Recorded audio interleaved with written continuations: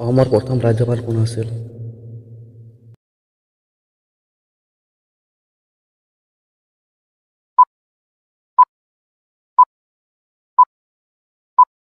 উত্তৰ হ'ব খ আকবৰী হাইদৰি। অসমৰ কুমাৰ ৰজা বুলি পৰিচিত ব্যক্তিগৰাকী কোন?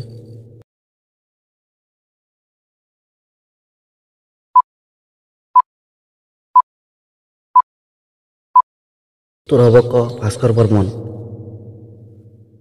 অসমৰ প্ৰথম ব্ৰিটিছ চিফ কমিছনাৰ কোন আছিল?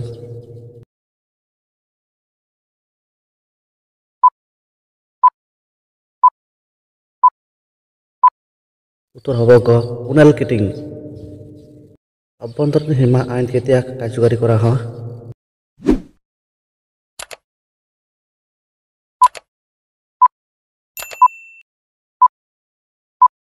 উত্তৰ হ'ব গ 1873 চনত।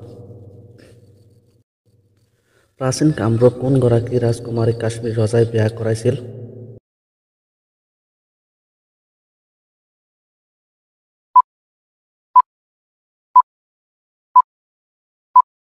উত্তৰ হ'ব ক মেঘবাহানে। ব্ৰহ্মপুত্ৰ নদীক তিনিটা নদীৰ সংগমস্থল বুলি কোৱা হয়।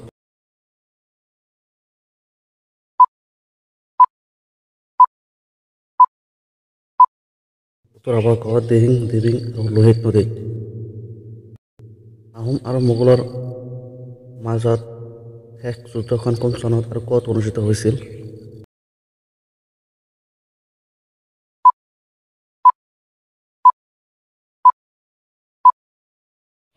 উত্তৰ হ'ব 1681 চনৰ ইটাখুলি নামৰ ঠাইত।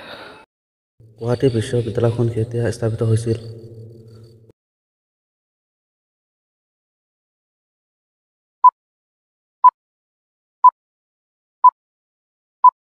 উত্তৰ হ'ব খ 1948 চনত। ইংৰাজে ভাৰতত প্ৰতিষ্ঠা কৰা প্ৰথম চাহ উদ্যোগটো কোনটো?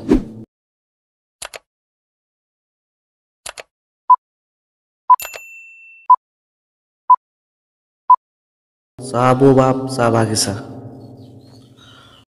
অসম আক্ৰমণ কৰা প্ৰথমজন মোগল আক্ৰমণকাৰী কোন আছিল?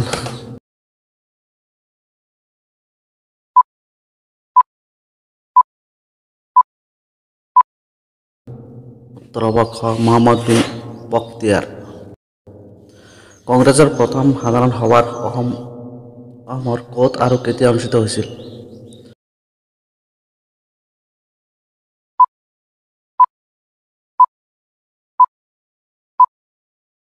উত্তৰ হ'ব ঘ 1926 চনত গুৱাহাটীৰ পাণ্ডুত।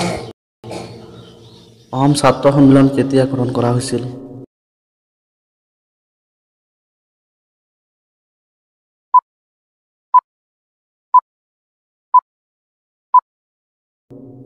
উত্তৰ হ'ব খ 1916 চনত। অসম শব্দটো সংস্কৃত অসমা শব্দৰ পৰা অনা হৈছে, ইয়াৰ অৰ্থ কি?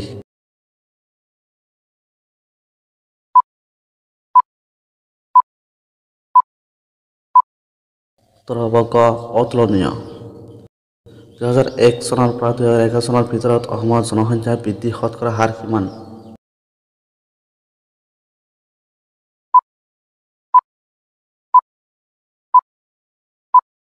উত্তৰ হ'ব ক 16.93%।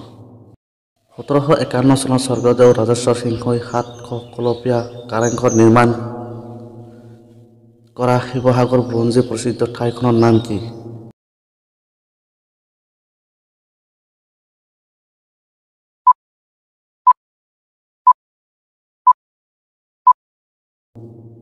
উত্তৰ হ'ব ঘ গড়গাঁও।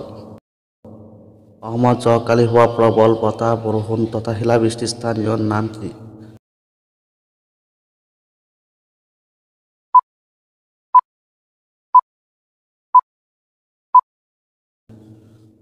উত্তৰ হ'ব খ বৰদৈচিলা। অসমৰ কোনখন ঠাইত কয়লা চালিত তাপ বিদ্যুৎ শক্তি কেন্দ্ৰ আছে?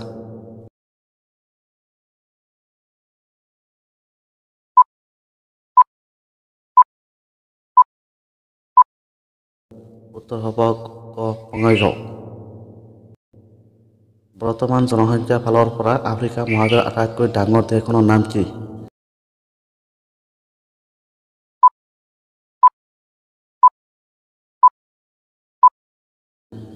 উত্তৰ হ'ব ক নাইজেৰিয়া। ধৰতী দিৱস কিমান তাৰিখে পালন কৰা হয়?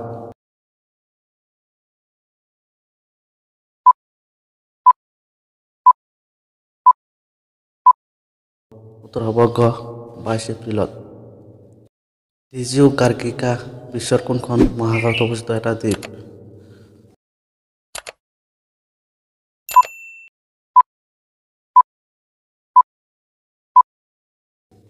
উত্তৰ হ'ব খ ভাৰত মহাসাগৰ।